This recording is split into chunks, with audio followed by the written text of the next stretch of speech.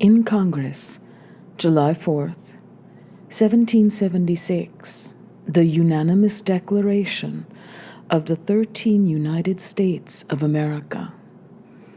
When in the course of human events it becomes necessary for one people to dissolve the political bands which have connected them with another, and to assume among the powers of the earth the separate and equal station to which the laws of nature and of nature's God entitle them, a decent respect to the opinions of mankind requires that they should declare the causes which impel them to the separation. We hold these truths to be self-evident, that all men are created equal,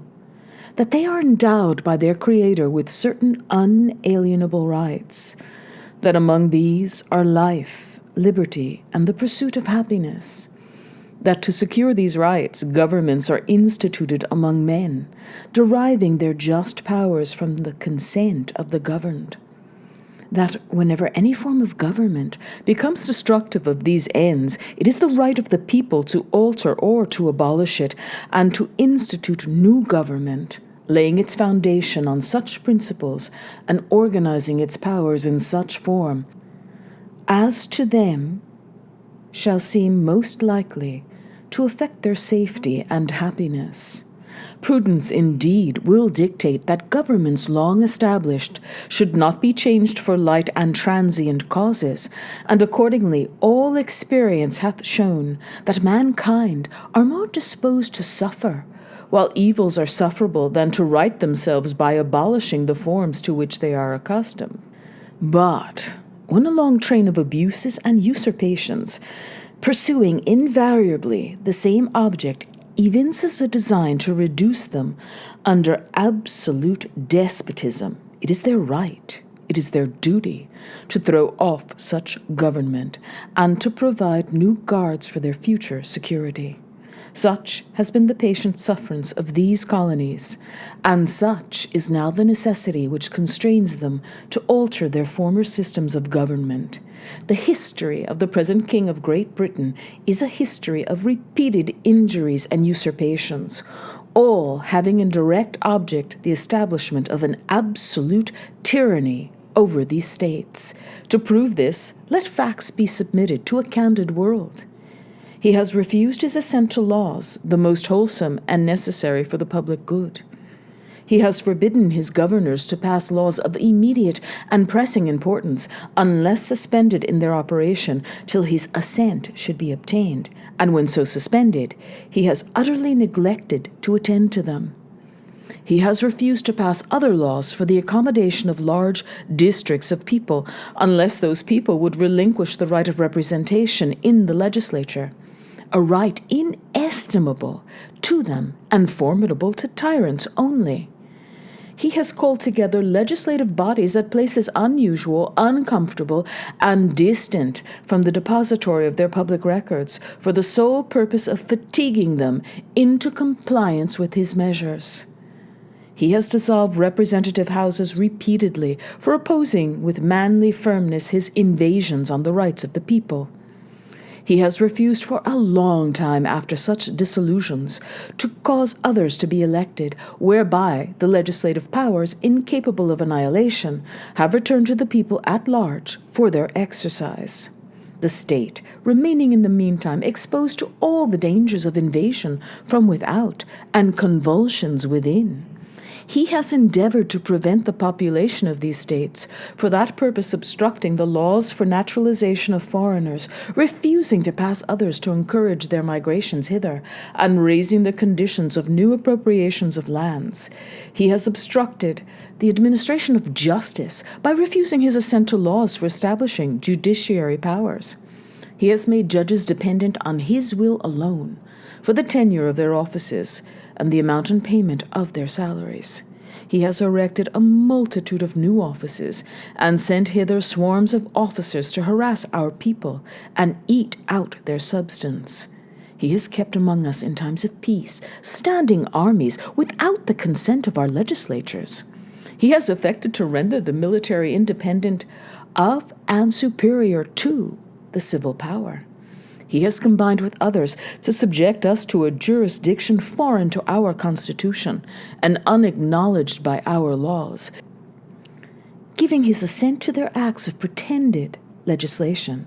for quartering large bodies of armed troops among us,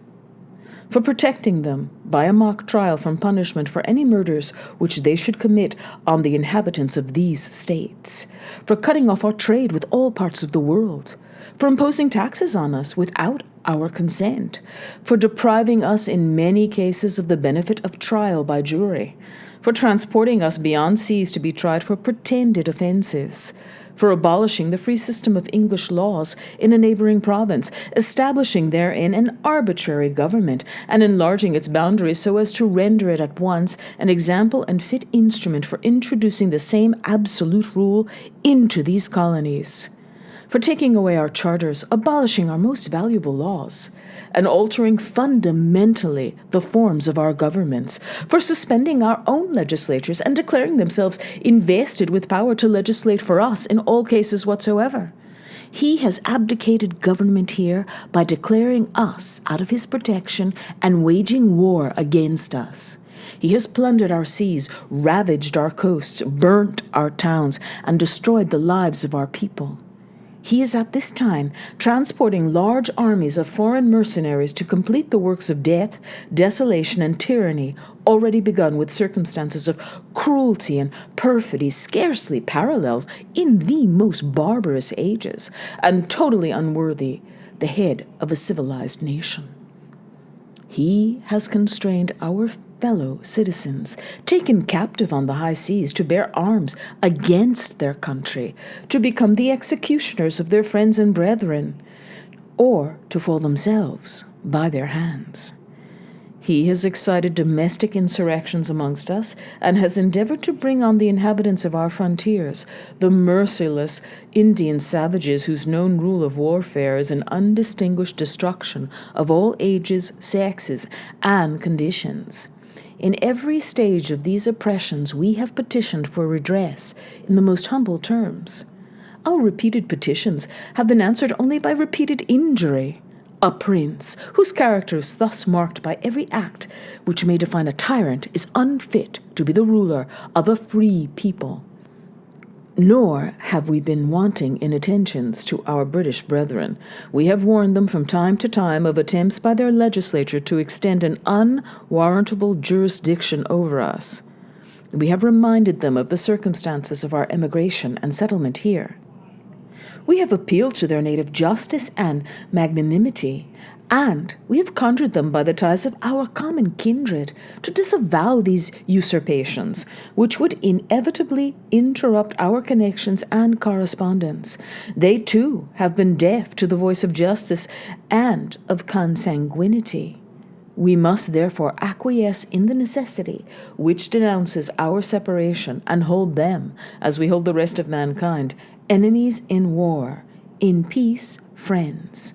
We therefore, the representatives of the United States of America, in General Congress, assembled, appealing to the Supreme Judge of the world for the rectitude of our intentions, do, in the name and by authority of the good people of these colonies, solemnly publish and declare that these united colonies are, and of right ought to be, free and independent states, that they are absolved from all allegiance to the British Crown, and that all political connection between them and the state of Great Britain is and ought to be totally dissolved, and that, as free and independent states, they have full power to levy war, conclude peace, contract alliances, establish commerce, and to do all other acts and things which independent states may of right do. And for the support of this declaration, with a firm reliance on the protection of divine providence, we mutually pledge to each other our lives, our fortunes, and our sacred honor.